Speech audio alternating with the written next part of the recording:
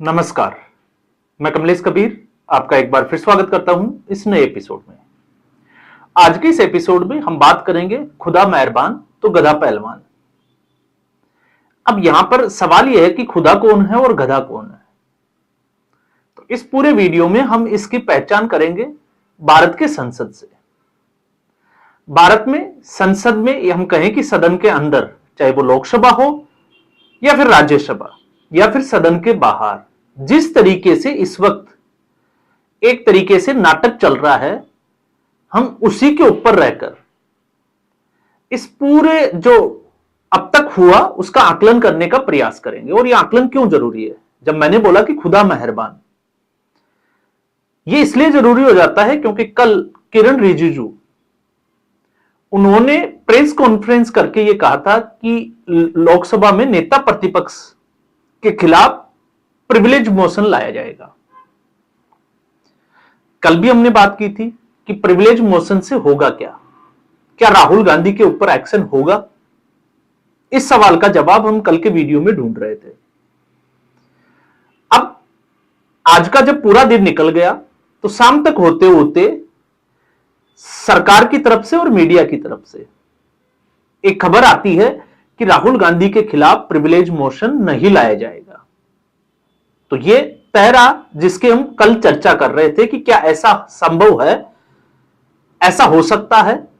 तो हो तो सकता है, लेकिन क्या सरकार इस नियत से प्रिविलेज मोशन लाएगी या ला सकती है जिसमें टारगेट हो राहुल गांधी की सदस्यता चली जाए? अब जब हम इसको विस्तार से समझते हैं तो इस वक्त एक तरीके से भारतीय जनता पार्टी ने अपनी रणनीति बदल दी है।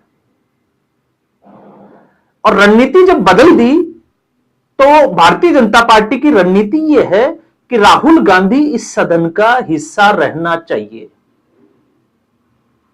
तो एक तरीके से मैं यह कहूंगा कि भारतीय जनता पार्टी की जो रणनीति है उसमें वो कामयाब होती हुई दिखाई दे रही है और साफ तौर से यह दिखता है।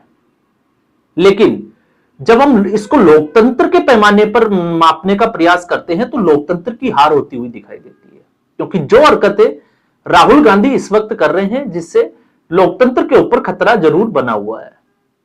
अब ये मैंने क्यों कहा, इसको आप थोड़ा सा समझोगे तो राहुल गांधी जिस तरीके से जगदंबिका पाल साफ तौर से कहा कि आप मेरी पार्टी में थे इसलिए मैं ज्यादा जो है वो एग्रेशन नहीं दिखाऊंगा, जवाब जरूर मिला। लेकिन सवाल यह उठता है कि चेयर की तरफ अगर या चेयर को इस तरीके का कोई जो है वो अपमानजनक भाषा में बोल सकता है तो इसका जवाब होगा बिल्कुल नहीं। इसके अलावा कल्याण बनर्जी ने भी जो है वो डार्लिंग शब्द का इस्तेमाल किया कि डार्लिंग आप बोलने दोगे तो हम बोलेंगे। तो इस तरीके के कुछ शब्दों का जो अमर्यादित शब्द थे उनका इस्तेमाल वहां पर किया गया।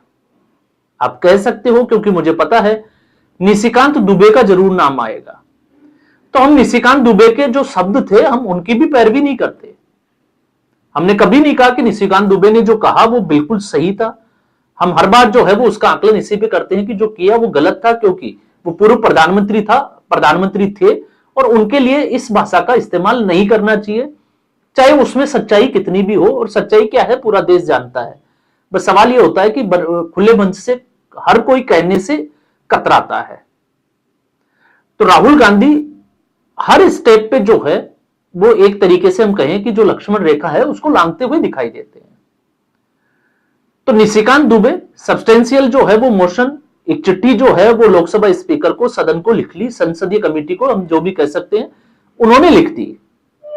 अब उस पे ऊपर क्या एक्शन होगा, उसकी जांच होगी, सख्त जो है वो सजा का प्रावधान भी है, लेकिन वहां तक बात जाएगी या नहीं जाएगी ये बड़ा सवाल रहता है।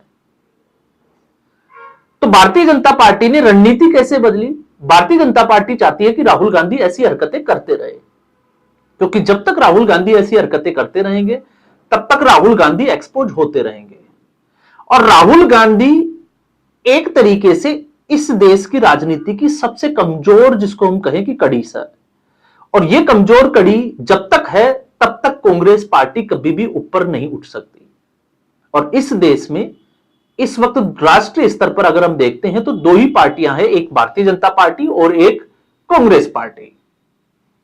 तो जिस राज्य में कांग्रेस पार्टी के नेता मजबूत होंगे कांग्रेस पार्टी मजबूत होगी और वो राहुल गांधी के प्रभाव में नहीं होगी, तो वहां पर तो कांग्रेस पार्टी जीत सकती है। लेकिन जब भी केंद्र के चुनाव होंगे तब तक मुकाबला नरेंद्र मोदी वर्सेस राहुल गांधी होगा। और जब नरेंद्र मोदी वर्सेस राहुल गांधी होगा तो दोनों के बीच में कंपेयर, और जब कंपेयर किया जाएगा तो राहुल गांधी की ये हरकतें जो है वो देश के सामने फिर एक बार आप कह सकते हो कि इमेज में निकल कर आएगी। तो आप समझ सकते हैं कि राहुल गांधी की इमेज कैसी बना दी है।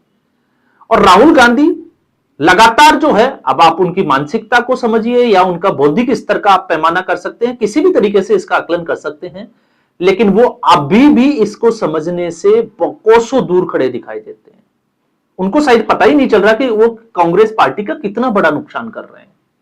और उससे भी बड़ी हैरानी ये होती है कि उनके आसपास जो भी कांग्रेस पार्टी के लोग रहते हैं, आखिर वो राहुल गांधी को कंट्रोल क्यों नहीं कर पाते। अब या तो वो राहुल गांधी को कंट्रोल नहीं कर पाते या फिर वो चाहते हैं कि राहुल गांधी को बेवकूफ बना के रखो, जैसा चल रहा है वैसे चलते रहने दो।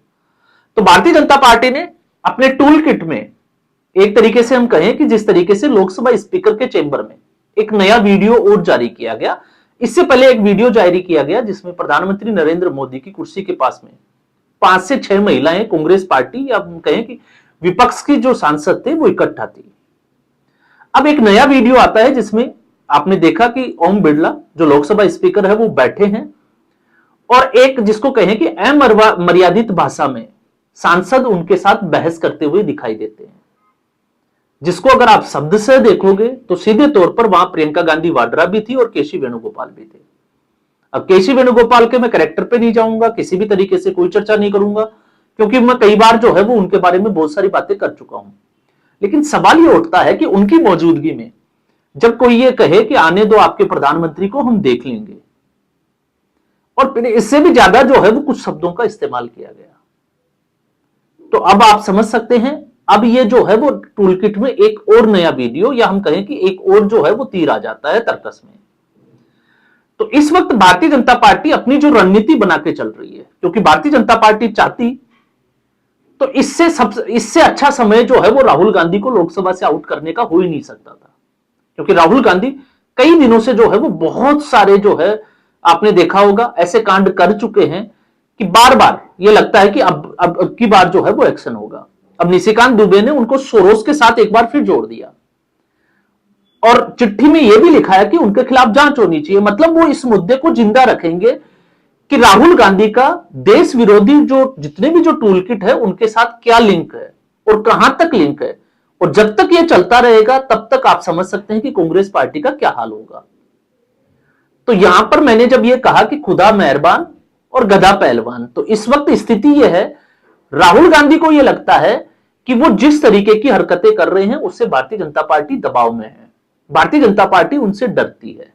आप सोचकर देखिए कांग्रेस पार्टी और विपक्ष के पास सदन में कितने सांसद मौजूद होते हैं, जबकि भारतीय जनता पार्टी या एनडीए के पास कितने सांसद हैं।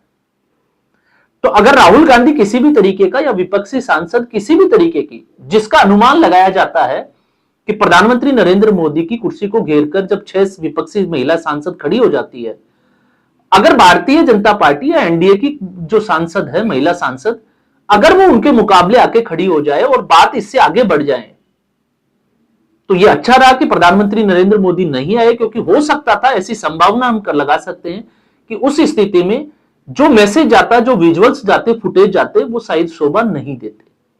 लेकिन सवाल ये उठता है कि अगर कांग्रेस पार्टी उसमें जीत जाती तो उसकी संभावनाएं भी जो है वो कम नजर आती है। तो इस वक्त भारतीय जनता पार्टी के पास में भी राहुल गांधी से ज्यादा फायर ब्रांड जो है वो नेता सांसद है, जो पूरे गांधी परिवार को लपेटने में कामयाब हो जाते हैं और दिखाई भी देते हैं वो, क्योंकि वो पूरी स्टडी के साथ आते हैं।